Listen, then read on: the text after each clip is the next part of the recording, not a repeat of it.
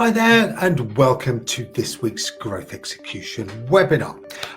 Every week we are going to go through a question that we get asked a heck of a lot from SMEs, growth leaders throughout the country about how they can build their businesses and how they can execute on growth. This week's question is, what should I sell? So we're going kind of right back to the core of what business is all about. How do you think about a product or a service? How do you get it to a stage that you know it is fit for its market? And then how do you get it out there and how do you get customers to buy it?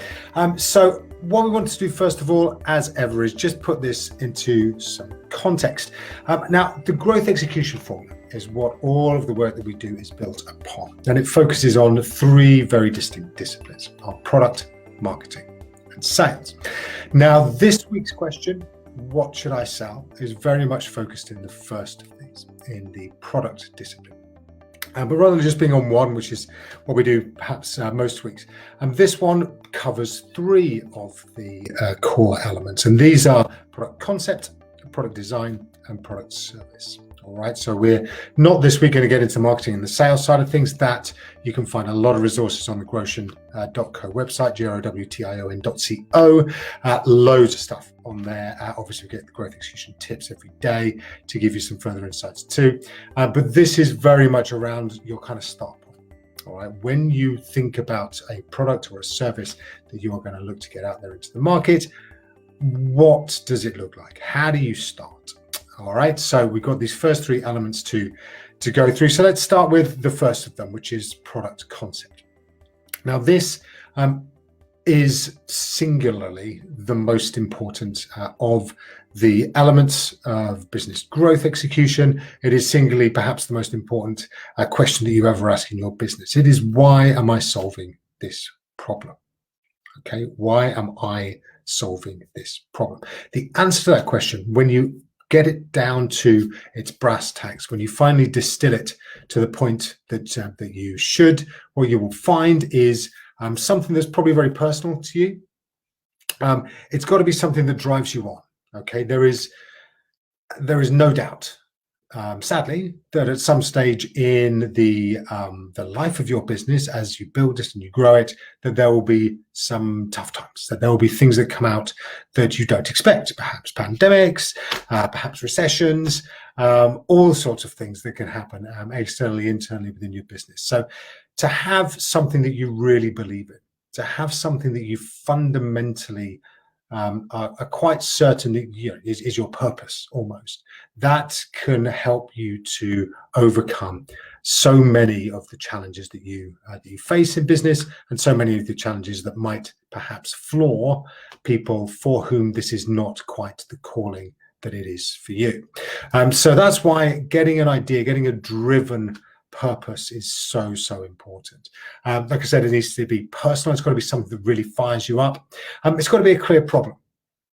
Now, there are many businesses that have started that have a very small idea, and it's an idea that perhaps is a nice thing to tackle, is perhaps a solution that's reasonably elegant, and is perhaps something that people will be thankful that you have attempted to solve.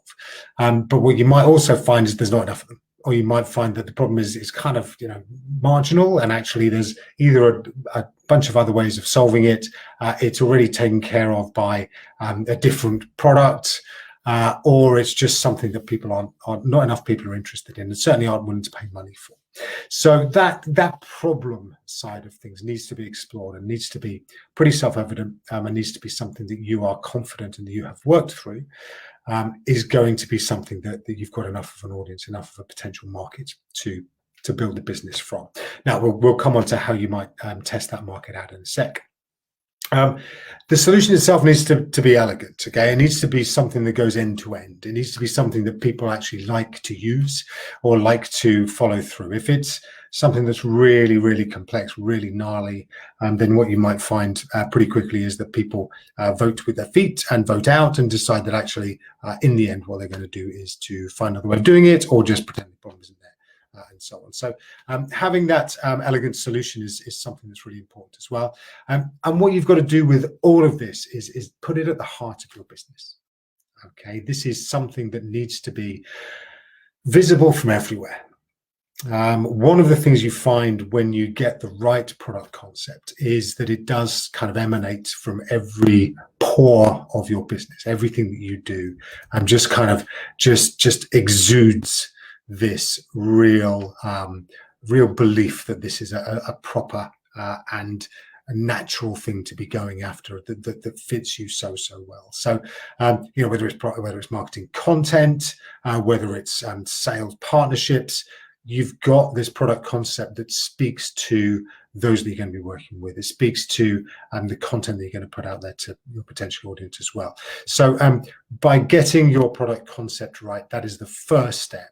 When you think about what should I sell, the first thing is you need to sell something that you really believe in. And this is how to start the process of discovering what that is. All right, so once you've got that idea, you then need to think about how you're going to design it. So how are people going to experience it? What is going to be their journey from vague interest to delight and then advocation of what it is that you are doing? They're going to tell all their friends, family, significant others, all that sort of stuff. So what you've got to first of all do is kind of assess, is generate the interest. Now, when you are building products, and particularly building products from scratch, and by products I obviously mean product or service, anything that you exchange for revenue or for value particularly. So you're thinking about your product, and what you've got to do first of all is create a minimum viable product, so an MVP, minimum viable product. This is really a very cut down version of whatever it is that you're going to end up producing. The really important things are two in here. First of all, it's got to solve the problem. So it's got to actually go end to end. So you are showcasing it with a small invited audience of people to help you test, but it does what it should do. So it actually does solve the problem. So that's the first thing it's got to do. When you take your minimum viable product out, it has to work. Okay, it has to solve the problem. The second thing is it's got to be such that people can give you direct feedback on it. All right, so it's got to be small, it's got to be cost effective, it can't be too expensive, and you need it to be something that people are able to give their full kind of feedback on, to be able to give you the insights that you need so that you're able to improve it as you build it towards product market fit. Product market fit is another really important concept along the journey. This is where you find something that the market really wants. All right, and you can only do that through iteration. Okay, through changing it, tweaking it, fine tuning it, kind of sanding down some of the edges, and bringing it to a point that everybody is using it and is delighted to do so. So that's really where you go on this product design journey, is you take people from interest, and again with your MVP, you're testing that interest side of things. You then go through to engagement. So how do you get people actually happy to start to tinker with it and to see whether it's right for them? Then you're looking at delight.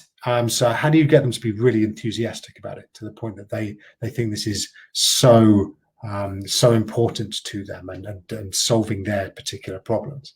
And then onto advocation. So can you build something that they are going to tell all their friends about, and they're going to leave great reviews about, and generally be your sort of mouthpiece, champion, ambassador out in the world, and helping you to market it and to expand its reach as well. So the product design phase is really important, particularly around this MVP and the iteration side. And then when you're thinking about what do I sell, you've got to think about the people that you are selling to. So this is the third of the elements, this product service. Who are your avatars?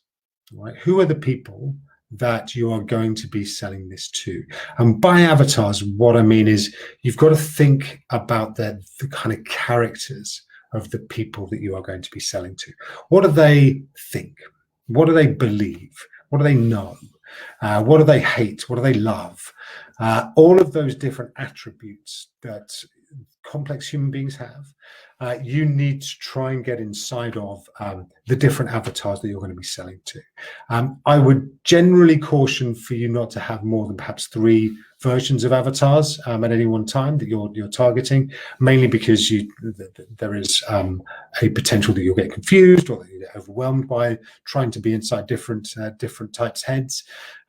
But when you're starting out, to have a really clear view of 1 at least, possibly 3, is really valuable, because that means that when you're asking yourself the question, what do I sell, or what am I going to sell, then you've got in your mind not just what the product is, which we've just discussed, but also who this product is for.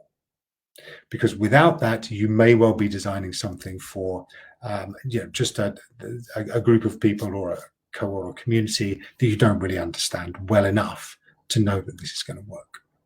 All right, so first of all, you need to have your product concept. You then need to have the design of the product, and then you've got to have the product service, which is the people that you are seeking to serve. All right, now we always like to have in these webinars every week an action for you to take. Okay, so we're going to focus in the action here on product design, which is the second of the elements that we discussed. So this is about iterating to product market fit. Now, as I've just mentioned, a minimum viable product is essentially what you've got to go out to the market with. When you are answering this question, what do I sell? You need to have understood your product concept. You need to have an idea of who you're selling to. And then you need to get this minimum viable product together so you can get it out to a small subset of that potential audience and get them to give you feedback on it, and honest feedback on it. And the 2 things that MVP needs to do is, number 1, it needs to solve the problem, and number 2, it needs to be commentable on. All right, so it's got to be some way towards what you're going to deliver, because there's no point in getting feedback on something that is way, way, way outside what you're actually going to end up with. Anyway, so that's those 2 things are going to get you to this point where you are out there testing your minimum viable product. And the first thing you've got to listen to is what the issues are. Now, I've been in enough meetings with early adopting clients and those that are testing prototypes, and with entrepreneurs and founders and inventors to know that this is really hard. The emotion can be quite intense when somebody is essentially telling you something you've just built and you think is really beautiful, that is really, really not beautiful, that is ugly. It can be a really punchy sort of moment in time where, and can be very draining. So, what I tend to advise is that if you do have to go into these meetings, and I would kind of urge that you don't, you let somebody else go in, or you get a professional in, somebody who's going to be able to go in for you and assess these and get that market feedback without any emotion. Then, and if you have to go into the meetings, then go in and go in with a real recognition that the worst that is going to happen is everyone says they hate it. And you are going to feel a very emotional bond as a result of that, and think that they're telling you they hate you. They're not. It's just a product, and it might well be for very, very, very good reasons. In fact, if you've done your job well on the MVP, it will be for really, really sound reasons. It might be that it doesn't work well enough. It might be that it only does one very specific thing that is not really that important. But whatever it is, you've got to listen. Okay, so that's what this first part, assess issues, is. You've got to listen to what that feedback is from those people. You've then got to think about, right, how do I solve these problems? All right, now, sometimes you'll look at it and go, that problem is something that is insurmountable, and therefore does that completely change / destroy what you're trying to build? And if that's the case, then you go and look at pivots. If it is something that you think is surmountable, then it's about iteration. It's about, right, okay, so can I just change this somewhat so that it still solves the problem that I know needs to be solved, but does it in a rather more practical way that is going to appeal to those that I've just done my research with. Once you've done that, then you can go back to them and see what they think again. Then they may give you some more feedback, and then you go back, and that feedback loop is really, really important, and really, it's almost kind of the basis of a really mature business. oftentimes you will find people throwing things out into the market and just hoping like heck that there's enough people who are going to love it, that they're going to buy it. That is not a fate that I wish to befall you. All right, that hit and hope has far less chance of success than this structure, where you do actually intentionally go out and discover what people are thinking about the product that you are putting out into the market. And once you've done all that work and you've listened to those people and you've iterated the product, then you've got a chance to hit product market fit. Now, product market fit is really, really important, particularly when you are looking at how to scale the business up. If you are thinking about, just something that's very small, sort of lifestyle, boutique business, this is not as important, although still you have to have a market. All right, you've got to have a market that wants your products and wants them at a price that you want to put them out there. But it is less important overall if you don't want to sell that many units. Okay, and yeah, some people don't. Some people just want a very small boutique type service, a boutique type product base that they can just go and sell and have a very nice life on the back of. Others will be looking at how they can really get something together that's going to change the game. It's going to change things for people, and it's going to change things for themselves. And that is really what product market fit delivers. Okay, so the three elements that you focused on here are product concept, product design, product service. Okay, the why you're building it, the how, and then the who. Those are the three that you need in order to answer the question, what should I sell? Now, again, as ever, we want to give you a recommendation every week. Now, the recommendation this week is you should read this book, or you should listen to this book. It's called Start With Why. It's by a guy called Simon Sinek. If you haven't heard of it, then please go get it. Go get it. It is so important. It is such a critical underpinning to so many great businesses. And it really kind of focuses in on this product concept, the reason why you're doing this. And really, Sinek's contention is that until human beings have an answer to the question why, so why you're doing this, and you have articulated that and they are clear on it, then they will just be guessing, right? They need an answer. So if you're not going to give it to them, then they're going to guess it. And they are frequently going to be wrong.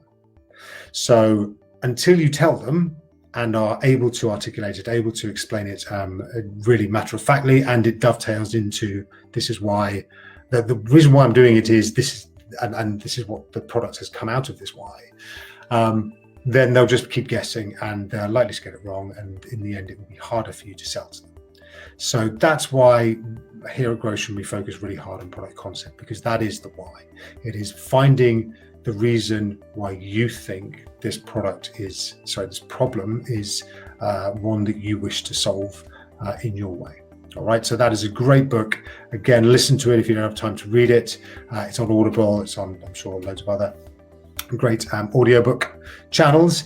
But that, in essence, is how you discover and you decide what you are going to sell.